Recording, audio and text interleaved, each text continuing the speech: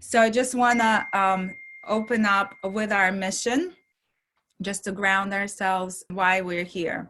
Lightwaves' mission is to bring light and oneness to women by connecting to our divine essence. We're passionate about bringing unity to the world.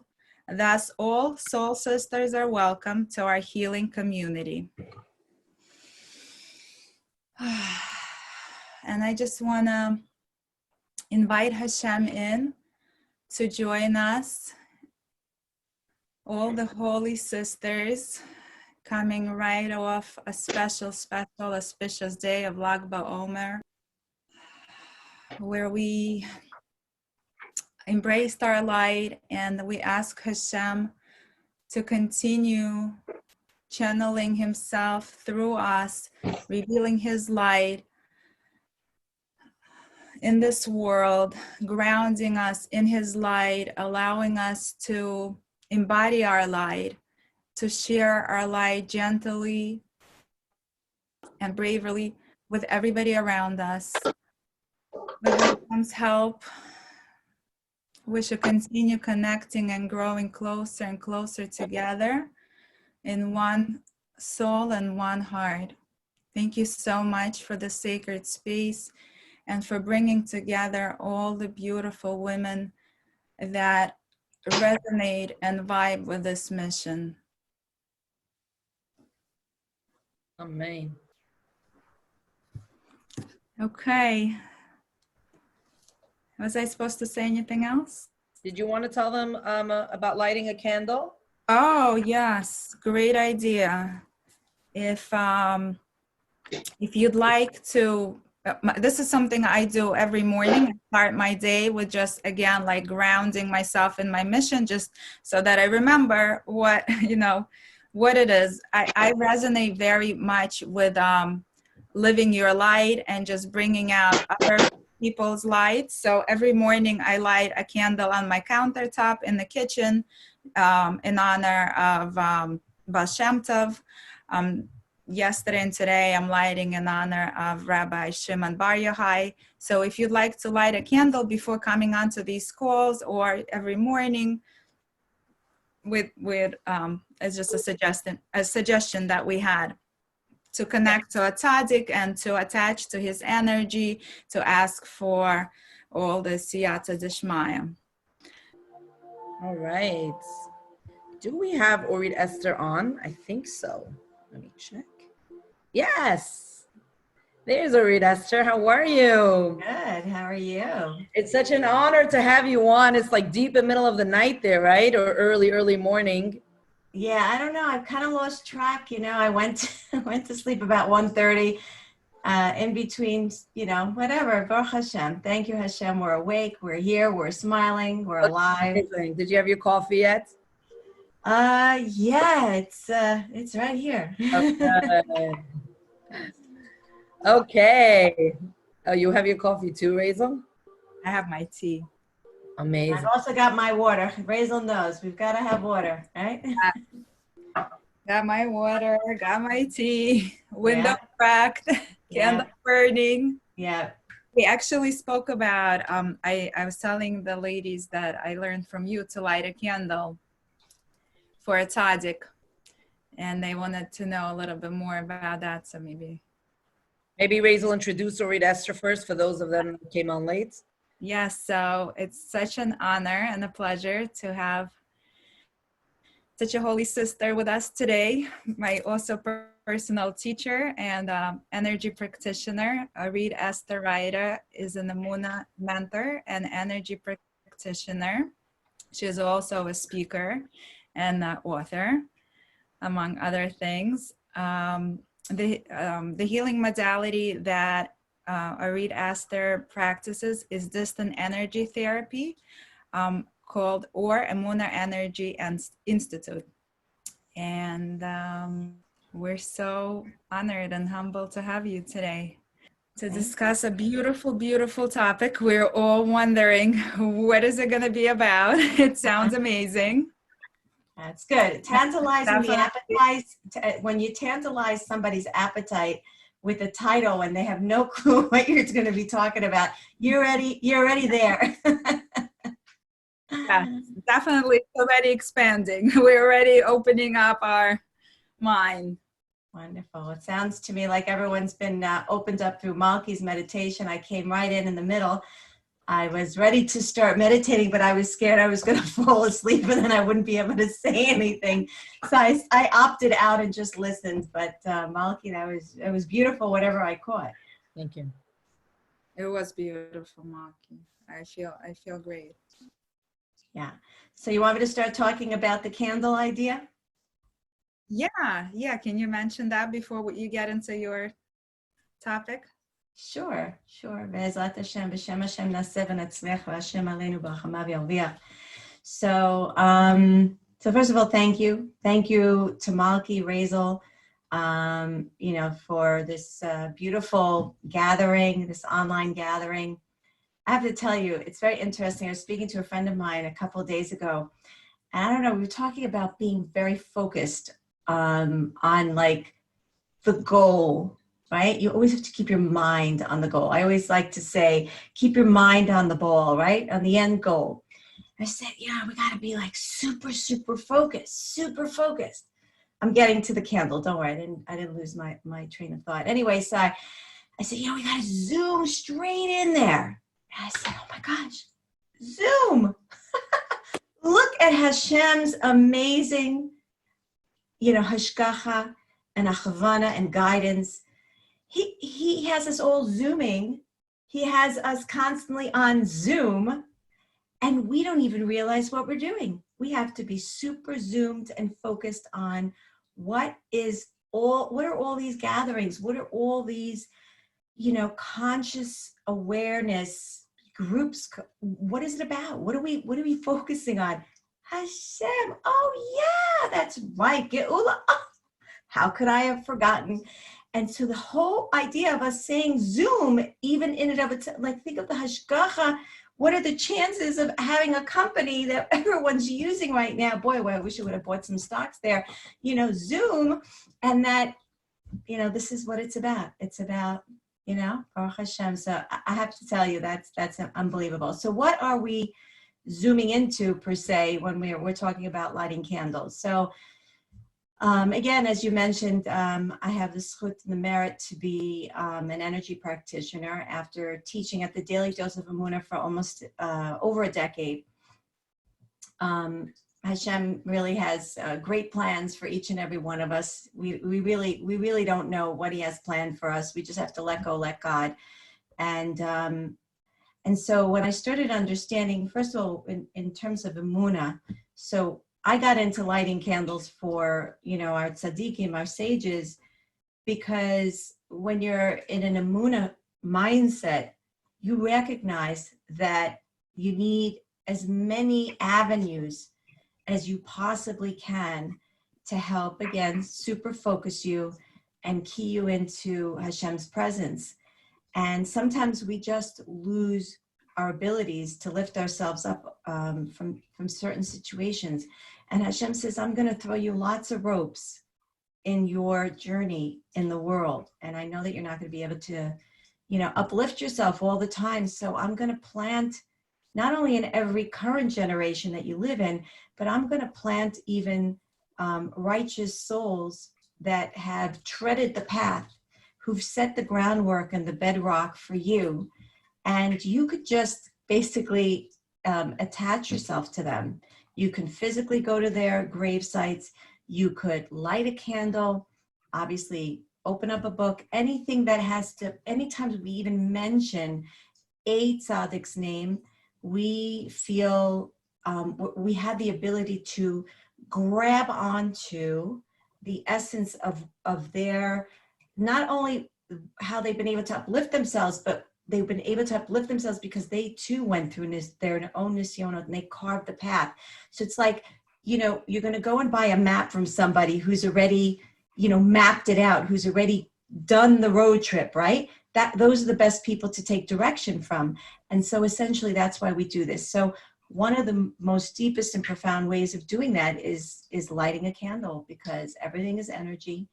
And we want, what do we want? What are we asking for? We're asking for clarity. We're asking for strength. And the candle wick and the light of the candle, the warmth, enables us to be able to really attach to that. So it's sort of like, and then we also see the movement of the candle. We see it lifting up, and we're reminded over the fact that we have the ability to lift ourselves up. There's so many secrets and mystical ideas behind lighting a candle, but I've got a candle 24/7 for the Holy Baal Shem Tov, Rabbi Yisrael ben Eliezer and Sarah, Zchuto Yagen Aleinu v'Kol Am Yisrael, because I pray every day, please enable me to merit, to be called the student of the Baal Shem Tov, because just to be called or associated with the Heilige Rebbe is a big zchut. It's a very big merit. So I pray to walk in his Torah and to apply the principles. So it really, it's like the house is all the time permeated with the essence of the tzaddik when you light a candle. So I just buy a 7-day candle and I just have it going, and Erev Shabbos I relight a new one. It's really beautiful. So it really is the focus of tonight's Chizuk night, and is really to focus on the idea of one consciousness. And I find it fascinating because when I discuss the idea of one consciousness, I talk about it, at least I begin to talk about it from a place of science. And I'll touch a little bit on some ideas based on the new studies of energy and consciousness, mainly called epigenetics.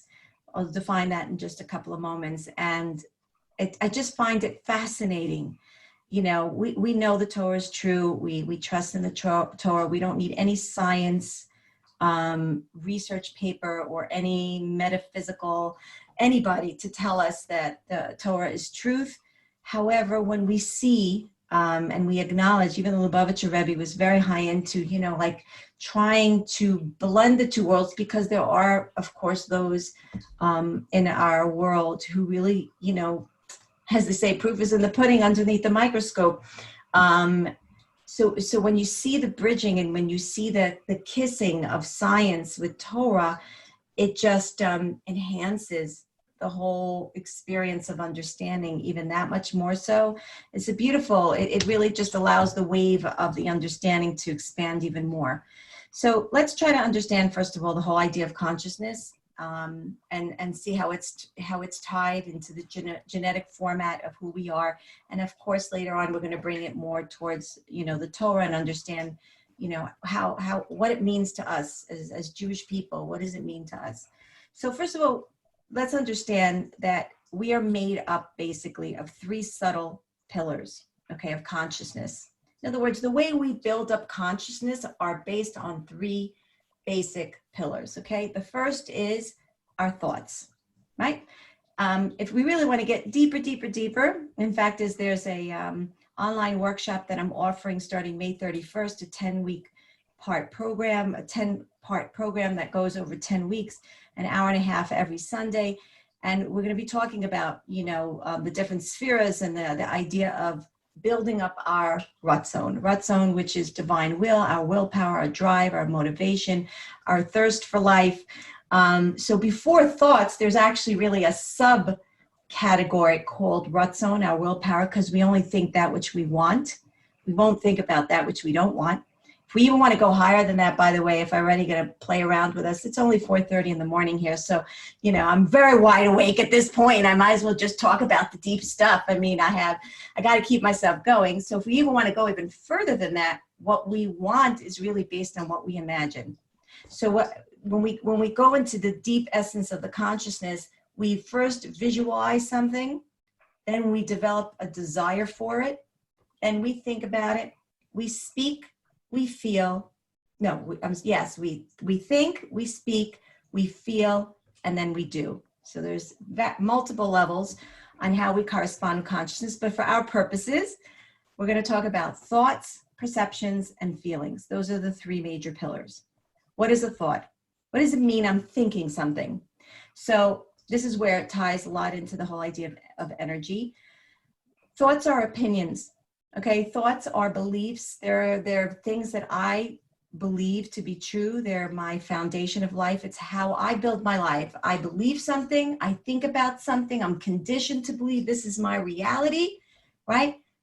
Now, we think that those thoughts are ours, that we thought them into creation. Well, most of us living right now in this generation are not thinking our own thoughts. This is where it gets very profound, very beautiful. We can't really tie exactly who those thoughts are, but we know that those thoughts are based on information. Okay, now again, I'll get more into it. At the beginning, it might sound a little bit complex, but you'll understand the idea as it blossoms. So the idea is that we have thoughts, we have opinions, we have beliefs, right? And they're given to us from the get-go. In other words, we're almost born with a certain level of thinking. Then we move on and we say, okay, what do we do with these thoughts? What do we do with these beliefs? The next stage of consciousness is I develop a perception about them. So it's, again, thoughts, perceptions, and feelings. I start to view them, right? I start to analyze them. I start to build ideas. So I think about my thoughts. That's what perceptions are. Perception means I'm thinking about my thoughts, okay? Just remember one thing about perceptions, because we're going to go back to it. This is where free will reigns, right here on perceptions, okay? Not on the thoughts, not on the feelings that we're going into now. It's on the perceptive level. That's where Bechira Chovshit and free will lies, okay? After I perceive and I view my thoughts, okay, and I get a sense of them, I, interact with them, I build on them something. Now I have the opportunity to feel, and that's the third pillar of consciousness, okay? Feelings are like an inner message, right? It's the way that I feel. What is a feeling? It's what I feel inside of me when I think about something. We interchange feeling with emotion, but feeling is not an emotion. Feeling is how I feel about what I'm thinking. Emotion is how it's physically taking place in my body. Okay, it's similar to some degree because it's a sensation, but feelings have to do with the intellectual process. Emotions have to do with the actual physical sensation in my body. Okay, so feelings are basically the inner message. It's when I search for meaning about what these ideas, what these beliefs, and then of course that feeds into not consciousness, but into actual action, right? So this is all done, so to speak, sort of like over here. Even the feelings are done really on the level of da'at in the throat. So it hasn't yet necessarily permeated my emotional status. It's starting to affect there. Why is this important? What does this have to do with consciousness? How does this help me live my life?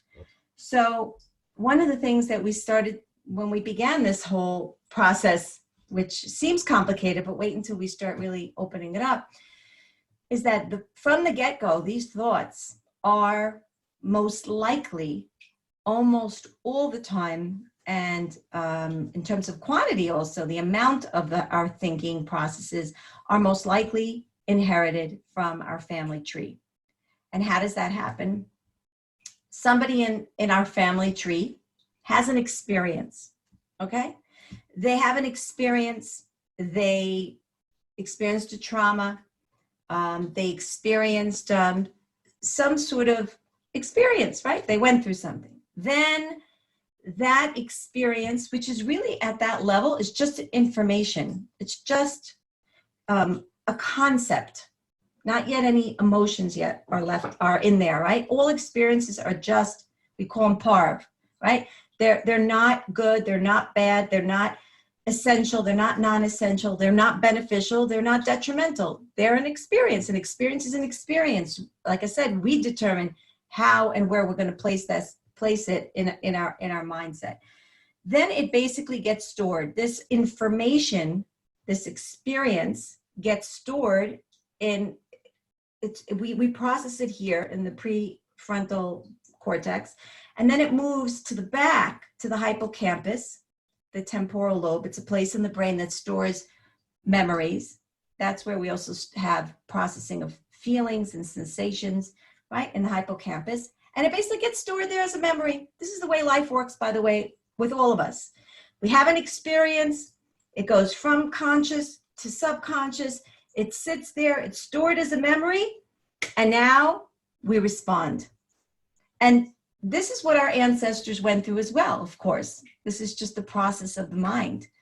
And so everything that they were thinking about, the way that they responded, it's embedded in their DNA, and DNA passes on from generation to generation. So essentially, we inherited this response level based on our family tree. Okay? That means if they had a stress response to trauma, and I want to tell you, welcome to our reality. We were all born out of trauma of Holocaust. We were born out of trauma even way before, from the days of creation. But let's just go as recent as now. We were all born out of trauma because we all have ancestors that either escaped the Holocaust, were involved, God forbid, were tragically killed. So we're all sort of in that boat of trauma and stress response. So many of our thoughts from the get-go, we're going back to now the first pillar of consciousness, many of those thoughts were actually planted in our pineal gland. There's a little gland right here that's called the third eye. It's a little gland. It's the second gland that pulls the most blood after the kidneys. It's a very powerful gland, size of a grain of rice. And that's where a lot of these memories are actually stored, in this pineal gland from past ancestries. So what am I actually saying? Am I saying we're all stuck? Could it be that Hashem put us in a position that we're in life and we're actually stuck? Because listen, everything was predetermined. Everything was a thought that I, from the get-go, was deposited. You know, what does that mean for me? So we're going to fit this into the three categories of consciousness that we began. And, you know, the thought, the feelings, and the thoughts, the perceptions, and the feelings. And we're going to see that that's not the case. But we do have to know that, yes, we were given genes that dictate this initial biology, a biological response. It could be biologically, chemically, meaning in one of our organs and in our bloodstream. Yes, it could be that I am vulnerable to a certain illness or behavior. There are certain triggers that will certainly, you could see this in a baby, right? You've got babies who are like, oh, this baby is like, wow, and she responds this way and he responds that way, and this triggers and that doesn't trigger. But one of the things, and here's where I get a little bit into the science of epigenetics. Epigenetics means, epi means above, genetics is the genes, above the genes. And this is the new science based on quantum physics. Not getting too technical. I'm not a biochemist, and I'm not completely like, you know, a spets in this, but I will tell you that, you know, when you're doing energy therapy, you really, and you're teaching this, you really need to get educated. And it's fascinating. It only increases my Emuna. It only increases my ability to understand, wow, Hashem, you are like a mastermind. You are so infinitely intelligent, you know. It just reinforces my whole love and my whole love sickness to Hashem. So when we look at the idea of epigenetics, what we understand is that there is this ability to go above and beyond genetic makeup. What does that mean? We could change the way that we respond to the predestined and inherent tendencies that we have. So essentially, what happens is, again, we are born into this sort of inherent tendency of thought processes.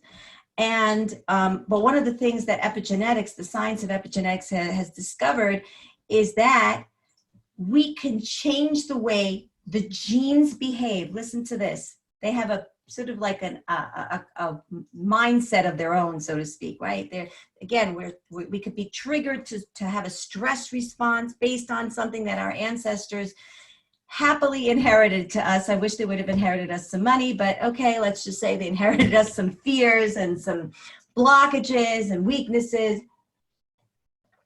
Okay, so essentially they gave us this beautiful gift called fears, or whatever it is, or stress or anxiety, right?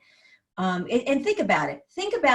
I want everyone to just take a moment for a second. Think about something that you have that really seems to make no sense. I'm positive everyone could pinpoint at least one thing, one mode of consciousness. And they're like, how did I get this? Like, who gave this to me? Like Aunt Sarah, Uncle Moishi, like who gave this to me? Where did I get this from? And I'm telling you, these are the things that you maybe can't even logically explain, but I guarantee you, even the things you can explain, I guarantee if you went up your family tree and you had a family night out when social distancing's over, and you gathered everyone together and you pulled out a bottle of wine and got everyone nice into a nice, soft, comfortable move, and you said, hey, tell me, Uncle Moishi, tell me a little bit about a secret of the family. Can you tell me something that nobody knows about? And you would be surprised what a little wine spills over, right? Wine is so, you would be surprised how many secrets, you know, on my questionnaire that I give to my clients, that's one of the things I ask. Tell me about a secret. Tell me something nobody knows about. And many, many times it ends up being that this secret that they reveal, even to me on a questionnaire, happens to be something that I think and I find energetically is very much connected to a place of blockage in their current lifetime. So again, these are things that we pick up, whether we're conscious, we want it, we don't want it. I know everyone's asking the question, and please, you know, Malki Razi, I definitely really want, you know, I don't want to be just the speaker here, but I'm very interested to hear people's response. I'll just say one more thing, but in general, you know, I'm very sort of like, I love this informal idea. I don't want to just speak. But the whole idea is that, yes, these genes are sort of predestined and given over to us, but they're a foundation, right? I call them a blueprint, right? A person can change the blueprint. Oh yeah, well, you know, put the bathroom here. No. Let's move it. It's on paper. So yes, it has its own form, but yet until it's not sort of really expressed, put into this, you know, tangible reality, it still remains in potential. Basically, that's what energy is. And here's where we get into the energy. What is energy? When we talk about the whole idea of epigenetics, we're talking about the idea of an energy field or an energy influence around the genes that affect the way the genes, you know, express themselves in our lives. So I'll give you an example. Let's just say that we do sense that, you know, there is a fear in our life that is essentially something that we inherited, right? So epigenetics, this science called above genes, you know, research, what it teaches us is that we could, by changing the energy, we could actually change the way these genes behave, and we don't have to be subjugated to act and replay the same thing from someone else. What is energy? What is this energy? Energy is defined as an invisible force that's filled with information. It's a manifestation of Hashem's presence. It's the way that God chooses to interact with us. So science basically calls it energy. We call it a manifestation and a droplet of our interaction with Hashem. But what energy really is, and this is the main point, is energy is an intellectual, intelligent force. It has information. It has a reason that vitalizes creation into being. Okay, it's the raw potential of life. This gene, again, it has a program, but when we decide, and this is where, when we energetically feed it, what does it mean energetically? We feed it different information. Okay, when we change the surrounding of the gene by interacting with it through another perception, I'm going back to the free will. I take the thought, which is the information, I give it another perception. I think about it differently, then I'm essentially able to, what's the next pillar? I'm able to feel differently about that thought, and I'm no longer tied and locked into it. Now, let me just answer the question that I know is on some of your minds. Well, why, again, why is Hashem doing this to us? Like, why are we being fed this reality from the get-go? Right? Maybe before you go into that, can you give us like a practical example, like real life example of how that's done? How do you change the environment? Yeah. I have another question that relates to this. I'm sorry, we're bombarding you here. No, when you're saying to feed the information, feed the gene or the thought information, does that mean intellectually, emotionally, physically? Like, does it make a difference? Is it? Right. The very valid questions. And yes, they are both feeding off one another. So the best way to be able to change the energy and lift the gene up, epigenetics, lift above the gene, go above the gene's predetermined sort of outfit, is through visualization. In order for me to perceive something, I need to somehow experience it. I have to be very into the thought. So if I take a predetermined stuck thought and I visualize it differently, I change the perception of it. That is essentially what brings it to its change. So the key here is visualization, because as we know, this is very well known. That's why movies are dangerous. That's why sitcoms and romantic novels even, and any of this mumbo jumbo that we feed into our brains is harmful.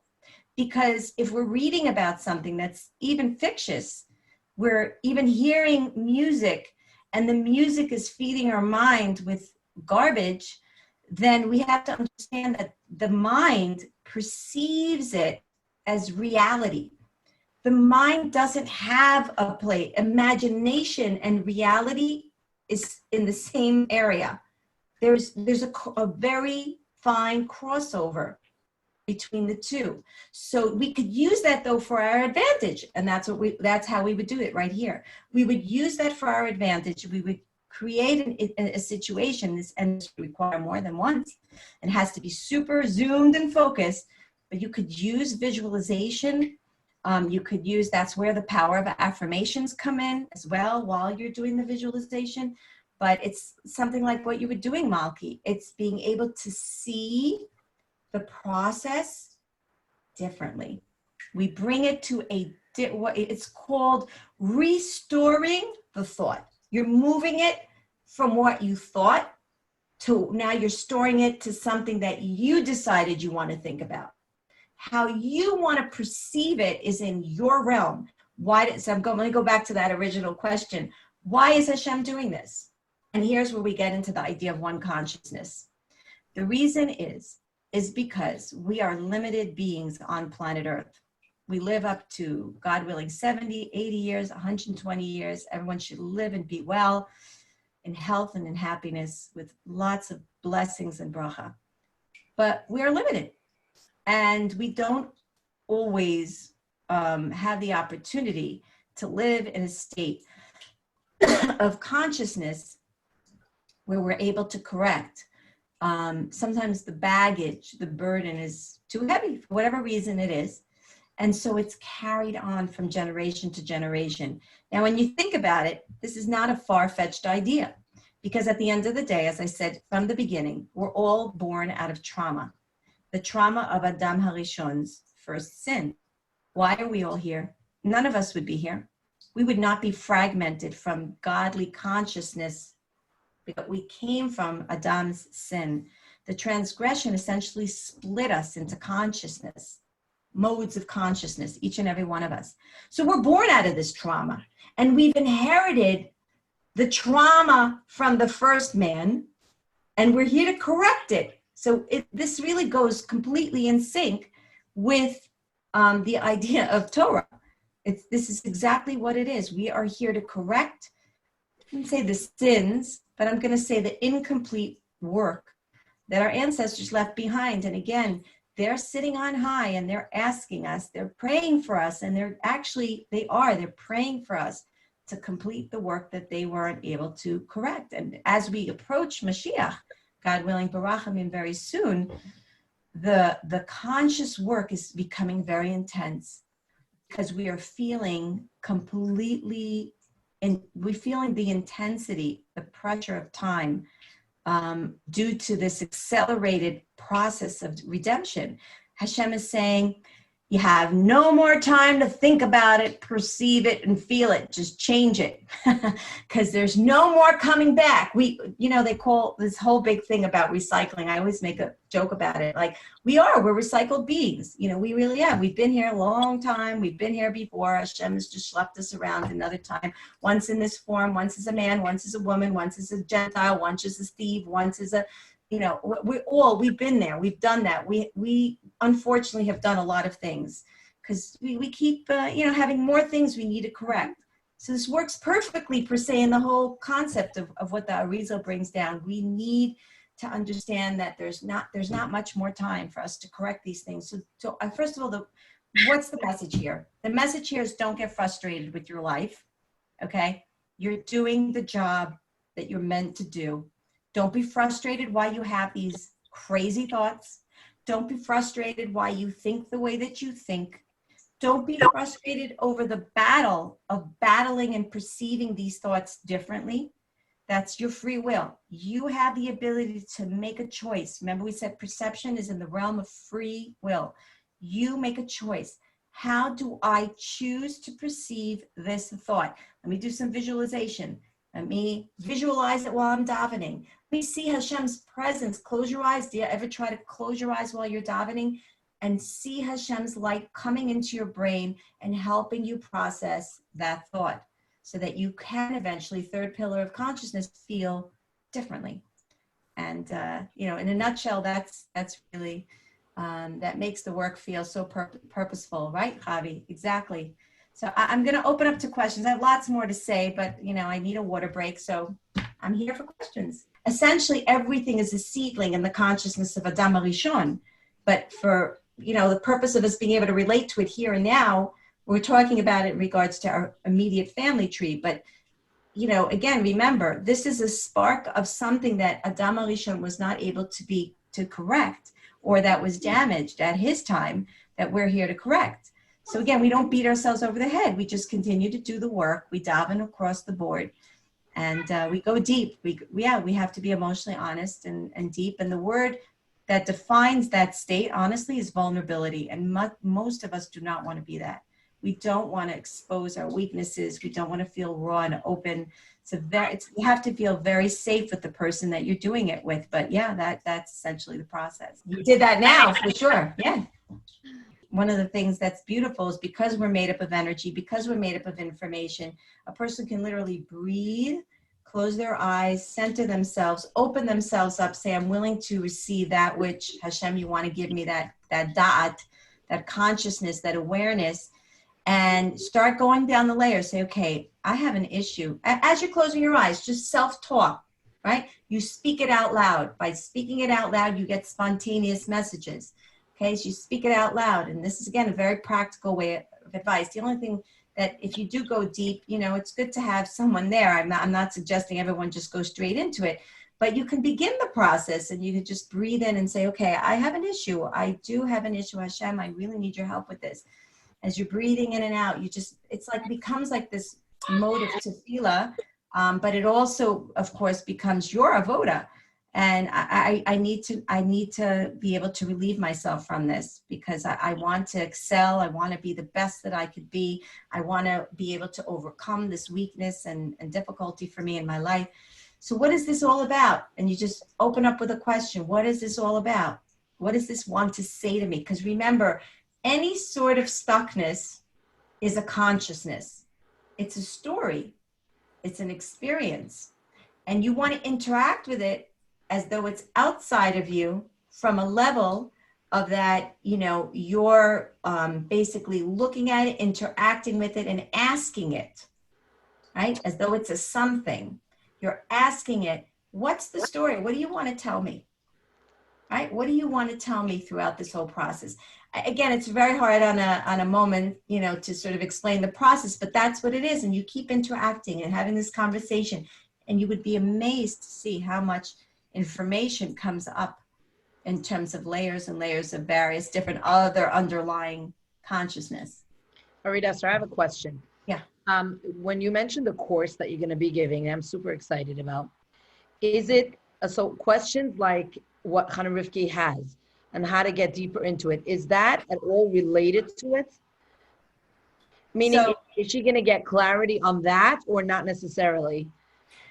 okay, so it won't be done in terms of, support. It's not the type of the workshop that from crown to kingship, from Keter to Malchut, starting May 31st. I think the email went out.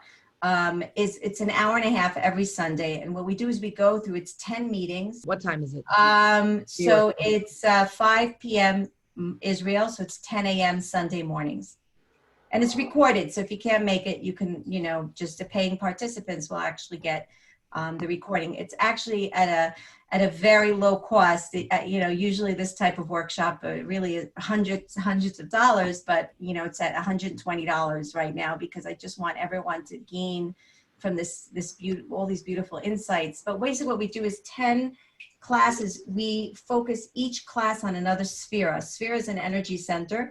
Right? It's a network of energy consciousness. Each time we meet, we focus on a different sphere, which is a different mode of interaction, starting from the consciousness, then going to the emotional level, then going to the behavioral level, because that's the way spheres run.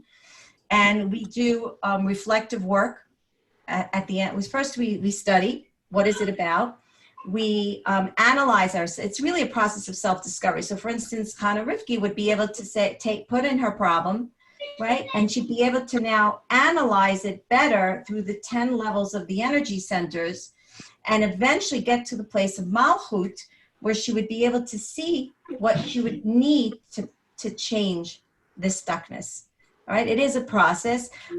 Whether or not she would feel like she's getting individual attention to take her through her personalized process, I think she could definitely benefit, or anybody could benefit from it, but it's not an individual workshop. And when we have lots of people coming on, so it's not like I can attend to every single person, but there's certainly steps there that if she would follow it week by week, step by step, and use the reflective exercises for when she feels stuck, because the Keter conscious open, like the visualization you would do for, let's say, Chochmah is not the conscious work or the reflective exercise you would do for Yesod. It's a completely different aspect of your behavior, of how to get rid of the stuckness. So when you find and you go through the process and you develop, aligning yourself more with what Hashem wants from you, then you can use the different exercises, it all offered in the program to be able to, be more detailed with it. Beautiful, beautiful. Thank you. I will tell you that the Arizal brings down the one thing I do have learned, that the Arizal says that in order for us to achieve our full tikkun, we must have under our belt, so to speak, in terms of experience, we must have been on every possible level to be able to perform the 613 mitzvot. Means past lifetimes, we needed to be a thief, a man, a woman, a Levi, a Cohen, like everything. Now, watch this. Arizal says, though, you can shorten the whole process, and many of us are able to do that and probably have, but we had to have experienced all the dimensions so that we can encompass the full experience of 613 mitzvot. And how do we do that? What's an easy way? Ve'ahavta l'reacha kamocha. When you love your neighbor as you love yourself, you love the ganav, literally, you love the thief, because you recognize that we all have this tendency to steal. We steal thoughts, we steal ideas, we don't necessarily steal furniture and money, but we all have this ganav, thief personality in us. We all have it. But when you learn to sort of like judge them per se in favor, understand that we all have our Yetzer Hara, we all have our weaknesses, right? When you learn to love, every person, and again, I'm not going to go into the specific details, but when we judge people in favor, when we connect deeply to every person, every character, and we're able to encompass them and contain them to some degree or another, we are enjoining with them, which means we're basically taking over that experience. Do you understand what I'm saying? We don't have to live and literally be a thief. Oh, that's amazing. It's beautiful. Right? That's like Yeah. a shortcut. It's an unbelievable concept. We don't understand that when we love our neighbor as we love ourselves, we are literally redeeming ourselves. We're saving ourselves so much problems because we don't have to come back and be recycled over and over and over again, you know? Yeah. Okay, good. So I'm glad that it answered her question. All right. So after all said and done, whatever trauma we went through in this life, it's not about the trauma, it's about our past life. Okay, so you know, I know that there are beautiful, beautiful individuals that do past life transgression, and I'm holding up to that. I honor everybody, you know, certainly there's such Erlich Yids who are able to do that whole process for sure. I'm not into it, even when I do energy therapy and I teach. By the way, I have an Emuna energy training program. I teach women and men. A new program is starting June 15th. It's a 4-day, full-day program. Again, I think you send the information to the email list. But we get into a little bit of, you know, how you could process energies from past lifetimes, but we don't get like really heavily into it. You know, it's not something that we go deep into it. We just need to know, this is the answer. We need to know that we are not products of our current lifetime only, that we are really, you know, born out of, like I said, we are born into this consciousness from the beginning. Again, based on things that need to be corrected. Think about your life as being super, super needed. Super needed. There's someone, lots of someones up there in Shemaim that are begging and waiting and pleading on your behalf that you be successful with your mission, because it's part of a good part of your mission is theirs. And they want to achieve their own inner peace. So we don't have to know exactly, we don't have to think, we just have to know that this is the mindset. Why? Because it's very freeing. Because how many of us are like, why can't I get rid of this? Why do I have this? What, you know, where's the fairness, you know, being born into the reality? Let me just say something that has completely changed the way. I mean, I also teach dailydoseofemuna.com if you want to get daily, you know, emails and chizuk on Emuna, and I have classes on TorahAnytime.com. But one of the things that was life-changing for me in terms of Emuna, watch this. Okay, listen, take this in, because this is such an important Emuna lesson. We think, okay, the way that the logical mind thinks, we think in chronological order. The reason why I am angry is because I was brought up in a home with angry parents, or an angry parents, blah, blah, blah, right? So this is what logic tells us. You're angry because you were taught that way. You were conditioned that way. Now watch. Hashem says, wait a minute. Olam hafuch baniti. I created a completely upside down world. You know, you're looking at life this way. Well, try to go through life this way, because that's really the way you should be looking at your life. It's completely the opposite way. What that means is, because you needed to correct the midah called anger, Hashem said, you know what? Let me put you into a home that will make sense, that the reason why you have a tendency to get angry is because of your parents. But in essence, it's not the way it is. You need it. Your neshama has a stamp on it, a seal. The seal, what did we say? You come into the world with a thought, mindset, conditioning, and belief of this is your reality. Now we're supposed to break free from that logical process of interpreting this reality by using the power of free will through perception. We spoke about visualization, and that's how we're able to sort of alter the vibration of this thought and change it, change the genes, so that your kids won't have to be living this. You will have completed that mindset. It was frozen, it was stuck. You finished the process, geula on that mode of consciousness. Imagine the power that you have when you live in an awareness, what we call self in presence awareness. I'm living in the presence. I'm breaking free from the past. That's what this is about, right? I choose to break free. And I use every mode I possibly can. If it's therapy, visualization, everything in between, a big chilling pot, davening, pleading, crying, begging, everything, education, everything you possibly can, right? You don't get obsessive over it, but you know what I mean. And so the idea is when you understand that the reality are circumstances, but they're the symptoms. The core of why you have an anger issue has nothing to do, and again, I'm just using this example, it has nothing to do with your parents. Hashem created the environment for you to go into your life, born into this. I wasn't appreciated, I was neglected, and I was not grateful, there was screaming in the house. All of this, I'm not here to say that pain is not pain. I come from a very traumatic childhood. You name it, I went through it. And it's taken me years, and I'm still going through a healing process. I'm not healed. There is no such thing. We don't complete the work. We complete the work when we're not here anymore, when we clocked out. So long as we're here, so long as we're breathing, we have what to correct. We have what to fix. But when you understand that you're not a product of your circumstances were born out of you being in the place that you need to be in to correct it. And isn't it true that we actually chose it? Oh, completely. You know what they say?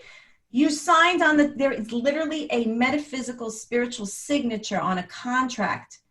Not only that, we swore, the Arizal brings down, we swore that we were going to be a tzaddik. Talk about tzaddik, we spoke about that before. We swore that we were going to remain loyal to the corrected path that we chose, and that we understood the circumstances we were going to be born into. We chose it. We said, I choose it. And I signed on the bottom line to say, I choose to remain loyal, live a life of Emuna. Emuna is Emuna, ne'emanut, same shoresh, same root. Emuna means remaining loyal to your mission based on what we forgot. I don't remember when I signed. I don't even know, what I was thinking when I actually signed on it. I must have been hopefully, not drunk then, but, I agreed to it. I don't know what I was thinking when I signed on it, but, it was a grand old party there. I must have really said, okay, this is good for me. But at the end of the day, I signed on it. Why? Because I saw the spectrum. I saw of where my ancestors, me, my life, and the end. And I saw that there was a process, and I saw that my life has meaning, and I saw that what I was doing, changing diapers, washing dishes, cooking burnt rice, everything had a purpose. It was all there to get me to change the way that was stuck before, and that I can change that right now. So yeah, for sure. Change we're talking about, is that our tikkun? And yeah. Do women have a tikkun, or is that only for men? And how does that interact with each other? In order to help our husbands, we have to be in a certain mindset, in a certain place. So yes, there are certain aspects of things that we need to change. Otherwise, we're not just here to take up space. I know that the Arizal says that women are reincarnated only to be there for their husbands. And yes, there is that degree. But while we're here, Hashem makes sure that we're doing more than just correcting our husband. I mean, there's lots more that needs to be done in the world that women need to be doing. Yes. I think the women are doing more hard work than the men, and that's because we are actually the ones that have to do the most of the tikkun, because Chava is the one that brought down the world. And I was wondering, I found that the women were doing much more. I said, yes, this is our tikkun. We're supposed to bring us back because we are the ones that caused it. That's my I'm so not into the whole idea of blame. Like I hear what you're saying, and I'm not saying it's not true. And who am I? I'm a little pisher. I don't know. I don't get so over analytical with all these things. I know one thing. Whatever job Hashem gave me, I can handle. I want to do it loyally. I want to remember Hashem throughout the whole process. I want to remain, like I said, zoomed in, super focused. I want to be excited over my tikkun. I want to wake up in the morning and say, I could do it because Hashem enables me to do it, not because I think I'm grand or smart or wise. Everything I do, like Moshe Rabbeinu knew, he was great because he knew he was attached to Hashem. And that's how I look at life. That's Emuna Pshuta in that way. You don't overanalyze. You don't overthink it. You don't You don't delve in too much mystery. You just like, Hashem, you know, I understand. I got the basic idea. Just give me the koach, the strength, the wisdom, the fortitude to continue and move on. And that's why I teach this. You know, I teach this so because it's really, at the end of the day, it's very close. It's very simple. We make things complicated. It's really not. We don't have to like start delving into, you know, stuff. Somebody sent me here a question. Unless somebody else has a question I have here I want to answer. There's some, I think some static on someone's line. I had one energy healing session, and the next few days following the session I had intense anxiety and panic. Was this all because of my fear, or could the energy healing somehow directly cause anxiety and panic? So let me stop there. There's a little bit more to that question that I'm going to read in a moment. So that there's what we call side effects. I don't think you did the session with me, at least I don't remember. But in any case, when I do energy work, I do it's on the consent form with my clients. They know there are what we call side effects. Just like it's energy medicine, literally. It's sort of a remedy clearing that you get, although albeit energetically through the power of intent. But there are side effects to it. There's no doubt that there are side effects to it. The way I like to relate to the side effects is, imagine you're used to a certain place, right? You know how you have those shirts, no matter how smelly and raggedy and holy they look, you love them. Because it has your body, it has your aroma, it has the elbow crease exactly fits your elbow crease, right? You have those shoes, they're shmatas, but you wear them and you love them. You don't want to support because they're yours. They have you in it. Now here you have someone like me, for instance, Orit Esther Riter comes in, says, okay, well, let me put you in a new garment. That's what an energy session does. I put you in a new energy space. Albeit slowly, because there's a series of sessions. It's not one session. You work in series. I don't know if this particular woman had one session or, you know, stopped at one session, but it's a progression. You don't just go from one end of the world to the next. It's, you know, you have to stop. There are bus stops. There are, you know, there are signal posts. We don't just change automatically.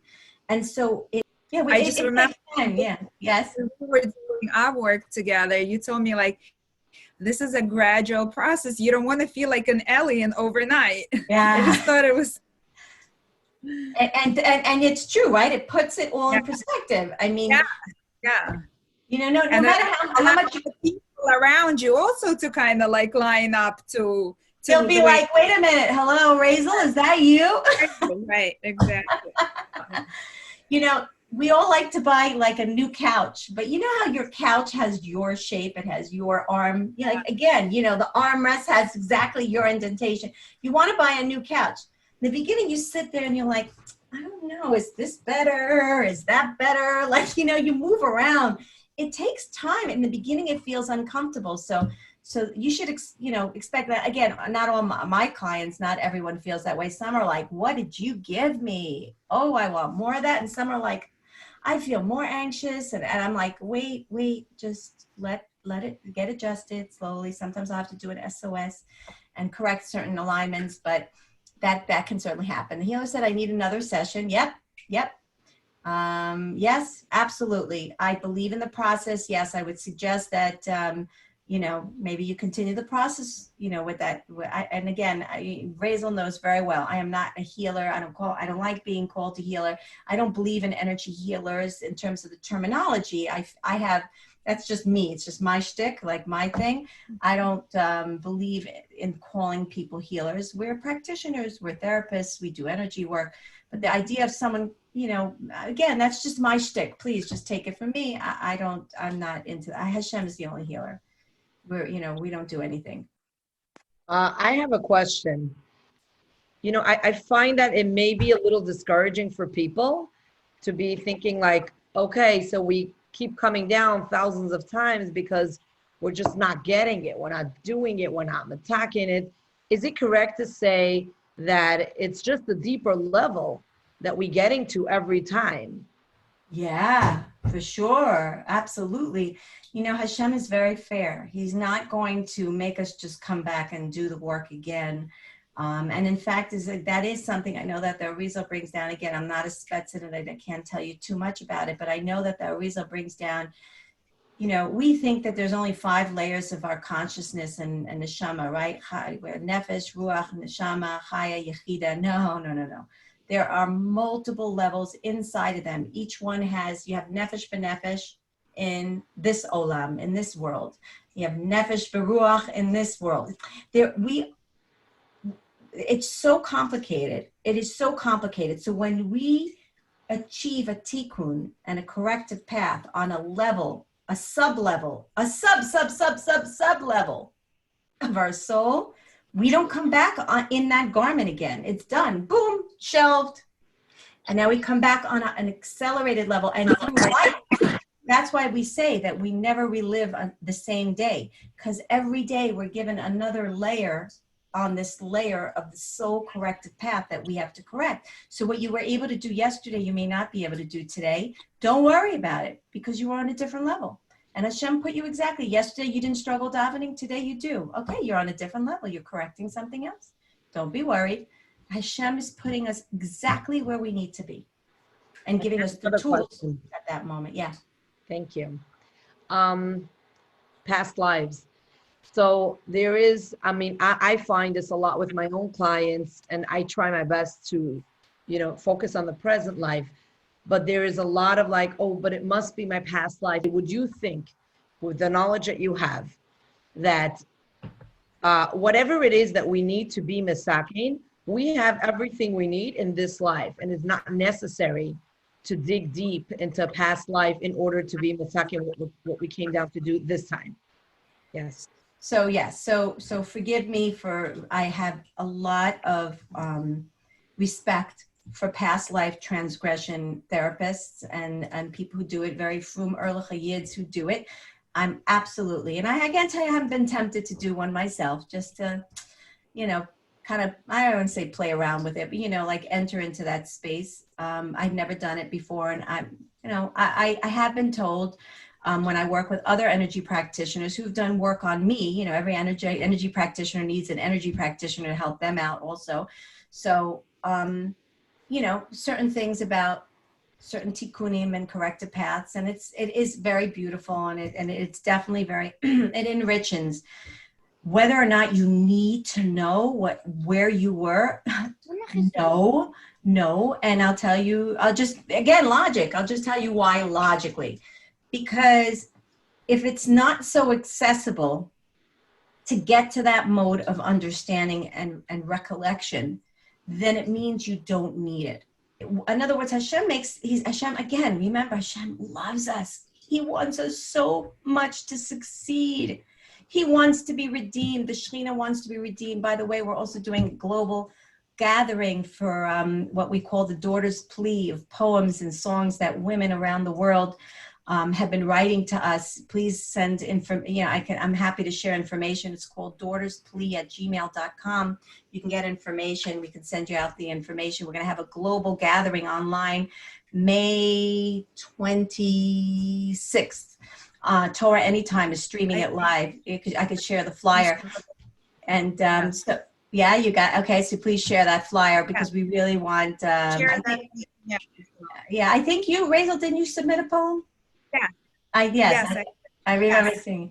And we invite everybody here also to do so. Yeah, please. I really would love to get, and then you join, and we're going to sing, and we're going to scream out to Hashem a few days before Shavuos. We want him back. We want the Shekhinah to be redeemed. We didn't forget her. So anyway, as I'm saying that, Hashem just wants us to want to be redeemed. And so at the end of the day, we give everything that we need in order to complete our tikkun. He doesn't want to recycle us back. He really doesn't. So no, the quick answer and the long answer to your question is, I don't think, my opinion, my little Orit Esther Riter right here, I don't think that you need to go back in order to be able to correct. It's, it's available for whoever, I guess, I have a question. When you do that work on energy healing, is the person on that new level and stays there, or can it fall back? Or is it a permanent is it a permanent healing, as you call it, Right. correction? So again, Hashem's in charge. I never predict anything. People ask me how, well, will it see what, I tell them very clearly. It's like when you go to a doctor, he gives you medicine. He hopes, based on studies, based on, you know, he hopes you're gonna respond to it well. Same with me. I mean, I'm not a doctor, you know, I'm not even close to being a doctor, but I'm saying, like I say, I do the work. I try my best based on experience. Now I'll answer the question just based on experience, but we know there's always a percentage that people, albeit small percentage of people, thank God, but there's always a percentage of people who don't necessarily feel a difference. I always say the worst thing that can happen, it'll help. What does that mean? No one's going to get hurt from the work that at least they do with me. I don't know about other energy practitioners, but the worst thing that can happen, quote unquote, it's just a sarcastic mode of understanding, is that it's going to help. Meaning it's either going to help or things won't help. It won't get worse. At the end of the day, the work, if you stick with the suggested series that I suggest, in other words, with every client, we do a session. I tell them, you know, I send them an audio, I give them the report, I tell them what what came out in their, you know, energy session. It's done distant. I'm not going to get into exactly how it happens. You can always write me and you'll get all the information through email and through clips and so on. However, and I give them a suggestion. I say, listen, I think you need X amount of sessions, maybe sometimes more than one series of the sessions. And at the end of the day, when you, if you go by the pattern, there's a greater chance of things being cleared. And yes, based on experience, again, I'm not making 100, there's no 100% guarantee. I will never lie to a person, say to you, oh yeah, it'll never come back. A person who says for sure is lying. There is no for sure. Hashem is the only absolute assurance. You can't get one. No one can say to you, I can help you 100%.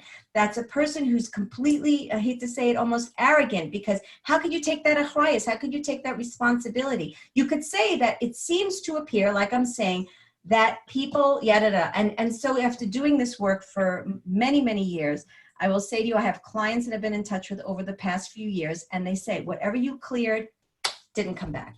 Didn't come back. Hodu la Hashem. I did it. I didn't do anything. I'm not a healer. Do I know how to heal people? Why? Am I supernatural? No, Hashem does it. I do my best. I pray a lot. I ask Hashem for siyata d'shmaya, and the rest, it's all up to Hashem. It's not, we don't know. Beautiful. Thank you. Hi, can I ask a question? Yeah, sure. So you said that most of our work is sort of handed down to us, and we're conditioned, right, from way before generations. Yeah. So here's my question. What if somebody totally doesn't resonate with any of their family members? Like, they have no idea where they're coming from. Like, where's the generations here? Oh, it could jump over. You could be, it goes back to 4 generations. So you don't know how your great-great-grandmother, great-great-grandfather from your mother or father's side, or maybe your great-great-aunt, you don't know what they went through. You don't know your great-great-cousin. It could be anybody from your family tree up to 3 to 4 generations up. So don't think that it has to make sense, or you have to consciously be aware of it. It has nothing to do with that. There's a lot of hiddenness in the world, right? Olam he'alem. We live in, the DNA of this world is you don't live in a place of knowing everything. There's always aspects to hiddenness. And so you don't have to, so if you're saying to me you don't connect to certain family members, it could be that your tikkun in your world, in your life right now, is to develop a sense of stability and belonging, because someone in your family tree did not feel. They felt like an outsider. In fact, as maybe they were outcasted. Maybe there was a cherem against them. Who knows? And so your tikkun is exactly to create a sense of belonging. Create bridges. You need to create bridges of how to connect to your family on whatever level you possibly can. That's healthy for you. Really? Wow. Oh, yeah. Very interesting. Very interesting, because I found that most of my work I've had to do very separate from them. Like, But there was no way I could. It could be a physical separateness. You don't have to be next to them, but in your heart, there has to be a sense of knowing that they're somehow connected, and that you have to figure out where are you connected? Listen, Hashem doesn't make a mistake. You were born into a family. There's a connectiveness there. You have to develop a bridge to figure out what that connectiveness is in you. Just for a minute, I want to say that sometimes when a person tries to discover who they are and they're surrounded by people who are so different, they take that breather, they take that space just to discover themselves in that way. And then once they have that and they know their essence, you come back in and you find the places where you are connected and where it is healthy for you to associate with them. Very true. Thank you. I think you have a private question. If you'd like, I could read it to you. It was also text to me. Can you read it? I'm Yes. not catching up. Okay. When would I know if I have to change perception about husband or situation and it's my tafkid, or change perception about divorce and tafkid divorce? Oh, wow. That's a deep question. Well, first of all, let me answer a quick question here. Helping people doing energy work on Zoom or in person, no, everything's done distant. Again, if you're interested in doing private one-on-one or joining the program or any of the programs, you know, I'm sure that our beautiful team here, you know, will send out information how to be in contact. That's a very deep question. And I'm very, very hesitant to answer it globally and generically. It requires a lot of siyata d'shmaya to listen to the exact information. I don't want to answer it globally because it's a lot of achrayus that I would have on my shoulders if I would, God forbid, say something without knowing all the details, because it's just also one-sided and it's just a question. So I'm going to ask that person, if they want, they're welcome to reach out to me. And if I can maybe help them on a more more personalized level, if through WhatsApp or email, I could try.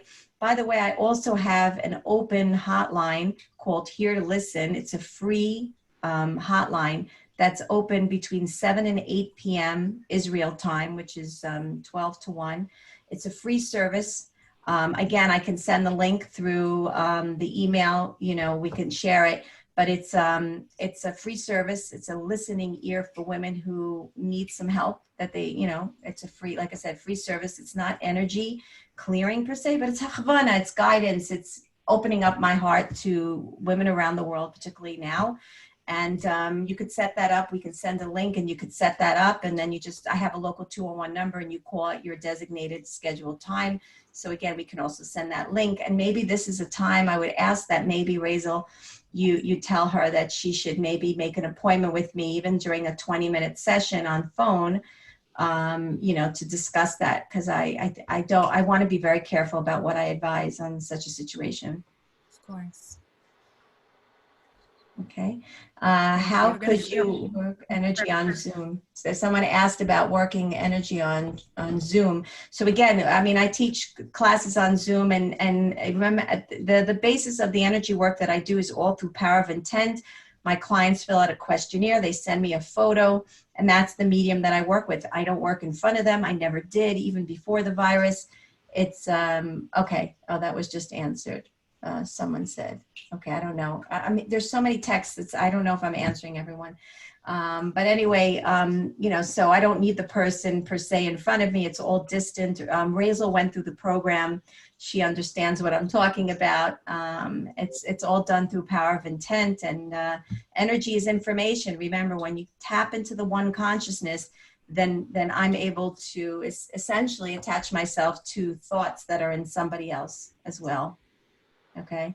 Not to continue my next healing session, then don't do it. You got to listen to your Rav.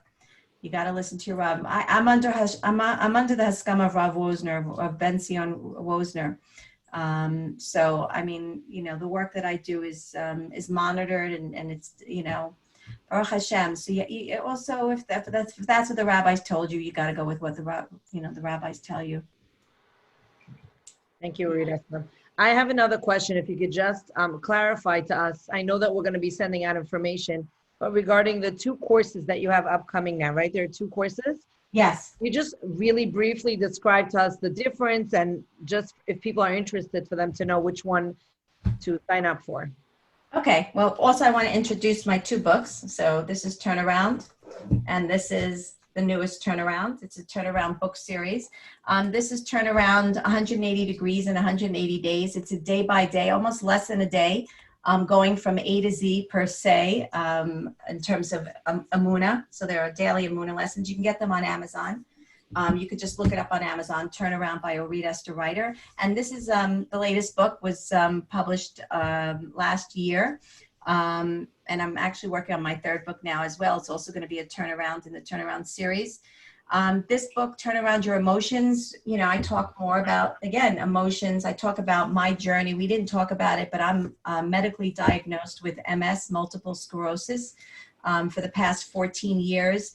And this work, Emuna work, energy work, has tremendously helped me in terms of my MS and my symptoms, my emotional traumas, and so on. So first, I just want to make mention of the two books. Thank you. Someone said it's a great book. Thank you. Thank you, Hashem. Yeah, a lot of these women have read it. We've spoken about it. Oh, I'm so happy. Thank you, Hashem. Thank you so much. So as far as, okay, so let's talk first about the From Crown to Kingship. So From Crown to Kingship, again, is a 10-part program. Again, 1.5 hours every Sunday, starting May 31st, right after Shavuos, and we go straight through until right after Tisha B'Av. So every week, again, it's all recorded. So if you cannot join, it's okay. You can just, you know, pay for the program, and you can just go ahead and, receive the recordings. And the process is really, it's more from a level of consciousness. It's to become aware of what drives you, what motivates you, what inspires you, where you stuck, where your blockages, where do you have a trouble being compassionate about, what do you have a problem controlling, what do you have a problem, who do you have a problem forgiving, where do you have a problem letting go, where, you know, all these aspects of every one of the spheres, we go down, we wash down the layers from Keter to Malchut. We go down through those modes, and God willing, by the end of the 10-part program, you feel definitely more in tune. The idea is it's a self-discovery program. You get to really understand, you know, like some of the things we came up with in this talk here tonight, you know, in this meeting was about just gaining awareness. You know, awareness is being in the present. When I'm aware, when I understand a little glimpse, then I'm able to, you know, be in the present and also more in control. So that's the Crown to Kingship. Like I said, it's relatively an easy to follow program. You'll get PDF files, you know, with the and also audio files with the 10 different reflective audio meditations and exercises. It's a really great program. Like I said, for the amount that we're charging for it, and we really wanted to make it affordable, particularly now. As far as the or Emuna energy training program or therapy, so that again, you know, we need to write to emunahealenergy@gmail.com. I'm sure you'll go ahead and send that email out. So that's a 4-day intense program. That's a program for somebody who really wants to start doing literally energy work on themselves. There's a program, we learn how to consciously and intuitively pick up energies on ourselves. We pick up traumas, fears. It's a very intense, very, you have to dedicate a lot of time to it, right? A lot of time to it. You have to not only invest the 8 hours a day times 4 days online, but you have to practice a lot in between and after. You even get 3 hours of pre-recorded, you know, clips that you need to study and practice before the program. It's an intense program. It's beautiful. I mean, I just finished teaching another group now online in April. And it's a great program, but if you're dedicated, you have the time to invest in it, it's life-changing completely, because it's the work that I do privately. I teach, you know, women and men to do this, and you could do it. Anybody could do it. We're all intuitive. We all could pick up energies. We're made of energy, you know, so everyone could do that. So yes, Be'ezrat Hashem, those are the two mainstream. And again, then you have the Here to Listen, Gmach, you know, caring ear service, and yeah, and I teach Torah anytime, you know, there are classes there. There's Or Talk, which is a WhatsApp group to get messages, and Chizuk messages on audio. There's various different ways to keep in touch, as they say. Orit Esther, we give your email. Someone's asking how to contact you. Your email, right? emunahealenergy@gmail.com. Yep. Mm-hmm. Can someone's energy really hurt you? Someone else wrote here. Like every time you're in contact with them, you find that one of your children hurt themselves. Yeah, it can be. Yes, but again, we have to ask the question, why? Why am I open and vulnerable to attack by someone else? That would be the focus point of let's say work that you would want to do. It's not so much about the person, even though you probably would want to keep a distance, at least certainly the beginning, but it's about asking yourself, you have two people, one tends to be more receptive to the negative energy than the other. Why? What makes that person vulnerable? Well, we have to figure out why don't they feel protected? Why can't they protect themselves? That would be the focus point. And also, what can you do about it if it's a family member? I'm also very hesitant. I don't want to answer something on a global generic basis. If there's something in particular, again, maybe you want to set up a 20-minute here to listen time where we could talk about it. Very confidential. It doesn't cost money. It's a free service, and we could talk about it, or you can email me or WhatsApp me, and I could try to be of help that way. Those are very sensitive subjects. I would rather really, be super focused on the individual. Another really sensitive subject here, but you'll let me know if you want to answer it or not. The question about the physical trauma is if it's just for life. How do these two come together? If she had a physical trauma now, is that related to her past? Is that related to her past life? Does that mean that she's not being very clear, but I think her question is if there's a physical trauma that she went through now, does that mean in any way that it's related to her past life?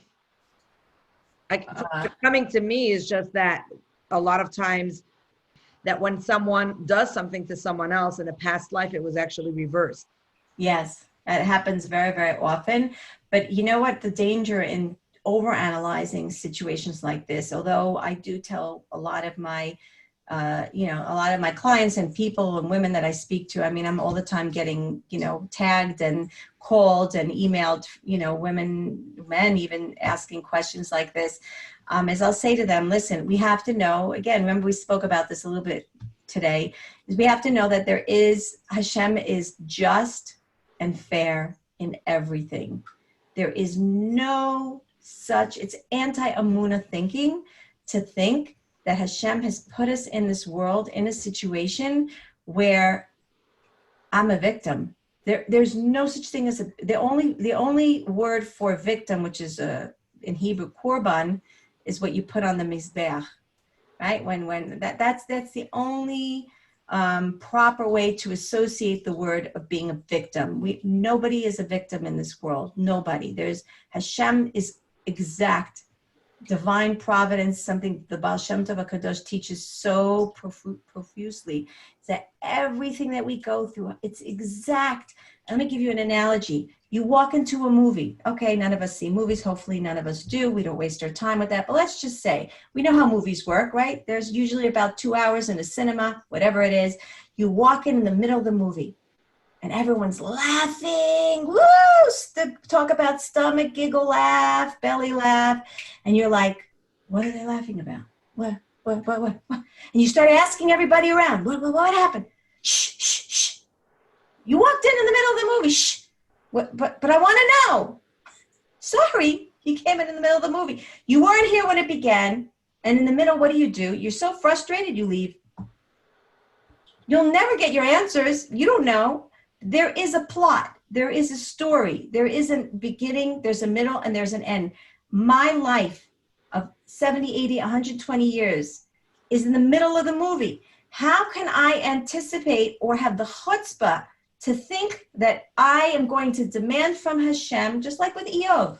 Eov said, were you here when I created the world? When Eov asked the questions, you come here in the middle of the lifetime of Hashem's 5,780 years right now. We're in the works, right? God willing, soon Mashiach's coming. Everything, the Klosberger Rebbe, Zatzal said, when he went through the Holocaust, that all of his family, his wife and children, all got murdered. He came back to America and survived, Baruch Hashem, and built a whole new family. And they asked him, how did you do it?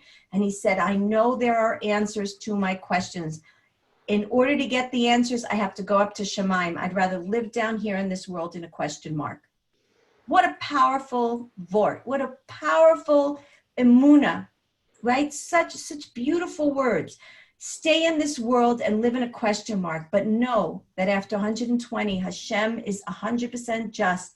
After 120, you will receive all of your answers. Know that whatever it is you're going through, you are not a victim. Hashem is not punishing you. He doesn't hate you. He's not angry at you. He's correcting you. He's alerting you. You know, when you go on a bus and you got on a wrong bus and you have to get off the bus, it's very inconvenient to get off the bus, but you got to get off the bus because you're not going in the right direction, correct? So you have to change buses. Oh, go ahead. Now start, you know, pay another fare, spend more money, stand at a bus stop, 104-degree, you know, weather. But there's nothing, you have to change your path. It's inconvenient, it's not comfortable, but you're getting to the destination. That's what Hashem is always doing, taking us off this bus because we went on the wrong bus, getting us off here because we're on the wrong, you know, derech. Hashem is correcting us. Beautiful. Yeah. Very powerful. Very powerful. Okay. All right. Can you take one more question? I can. It's sunrise already here. I mean, I'm already awake. You know, I got my coffee. I'll probably drink another one. Go ahead. Sure. Thank you. Thank you. Okay, let's make this our last one. I just didn't notice it before. Why does the secret tell about our blockage? I'd love to understand what she meant with that one. Secrets. Who likes to have secrets? Okay. You're asking me, how does the secret tell you? Okay. I'm going to give I'm going to end off this beautiful evening. And again, I want to thank Malki and Razel for doing such an amazing job, doing this week after week and bringing us all to a beautiful level, inviting speakers, you know, to come in and to expand our awareness. The work that they're doing is positively you. And, I want to commend you on this beautiful, you know, gathering and the investment of time and love that you're giving to these women. You know, it's really beautiful work. So Yashar Koach, and continue on. I didn't want to forget to send my blessings and my Hakar Satov for allowing, you know, for me to be part of this. Thank you so much. And I just want to add that I think the work that we did together, if I remember my questionnaire and my goals, I think the work we did together helped me be in the space to be able to do this. So thank you. Thank you. Thank you, Hashem. Thank you, Hashem. It was hard work. Thank you, Hashem. So anyway, now I forgot the question. Yeah, the secret and the blockage. The secret and the blockage. Okay. So the secret and blockage, why is it important for us to know? I'm just trying to zoom in. Give me a second. Why is it important for me to know? There we go. I have it. It came back to me. All right. So let's just give, and I'm going very far-fetched, but here's an example that I think will bring it all home. If I found out when I got into my nice little wine gathering with my family, and they had a couple glasses of wine and they're feeling very comfortable. And now I'm saying, and I'm approaching to each one. Now, again, you could take me literally or you could take me not. You don't have to literally have a wine party. I'm just saying that there are things that we don't disclose. Hey, think about what you're not telling somebody that you feel is like heavy duty stuff. We all have this stuff. We shouldn't be surprised. But let's just say mom, when she got married, to dad, she, this is a surprise pregnancy called you. Again, I'm just giving a scenario, right? And this is something she would never, ever disclose. I mean, why would she ever say something like that? I mean, you're born, you're 30 years old, you have children, and, she's so happy and she loves you. Why would she ever say that?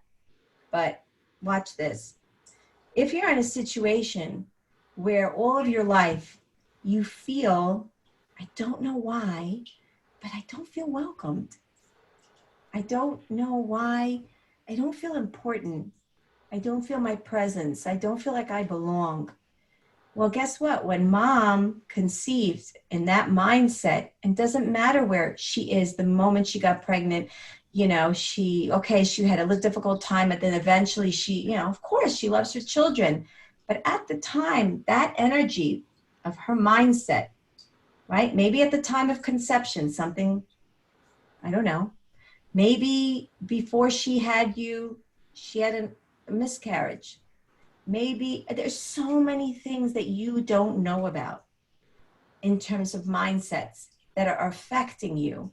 If you can tap in a little bit to those secrets and understanding, I didn't really want to marry your father. I had no choice. I was forced, whatever. You think that doesn't affect you? You think that doesn't affect the way you think about your free choice? If she was forced to getting married, maybe you feel forced and enforced all your life and you never understood why. So it opens up a level of consciousness, of understanding. Again, once you understand the core, the basis of why maybe you are feeling what you're feeling, you can attach a little bit of an awareness, right? Then essentially, you're validated, because you're like, of course I feel this way. Mom felt that way, but I don't have to feel that way anymore. I need to forgive and let go of my mother's consciousness of what she was thinking at the time, because this is where she was at the time. And today it's different. Of course she loves me. Of course she adores me. Of course I have, you understand? It frees the person from that blockage, right? Thank you. Yeah. Okay, so pop to that. Oh, I was wondering why people are saying pop. I don't understand what pop is, but now I'm understanding what pop. New language. It's like we resonate. We say pop. Is this a new thing? I took me years to figure out what LOL was. That's our lingo from the Possible You seminar. Oh, okay. Most of the participants on tonight's call are from the Possible You, Rabbi Glazer's seminar. I got you. Okay. So with energy work, you get to those secrets.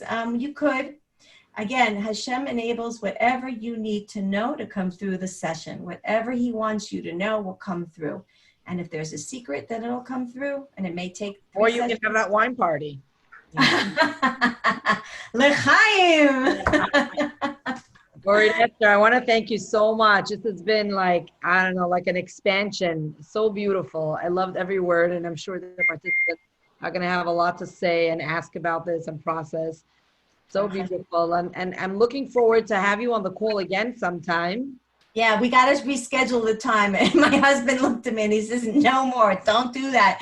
And I came to him at 1:30 and I said, I got to be up in 2 hours. He said, what? I forgot. You were supposed to be in bed at 10 o'clock. I said, I forgot to tell you. I was davening that you get a restful night's sleep, but God help that at least the energy on the call will give you some much needed rest. Yeah, thank you. Yeah. Thank you. It definitely would be a pleasure to come back, and thank you all. Thank you for being amazing and listening and asking great questions. And I pray that it was a good shaliach to help everybody in whatever way. Everyone has their message they needed to take home from this. I appreciated being here. And like I said, Malki and Razel, you keep up the amazing soul sister work you're doing. It's really beautiful. It's bringing geula. Amen. Amen.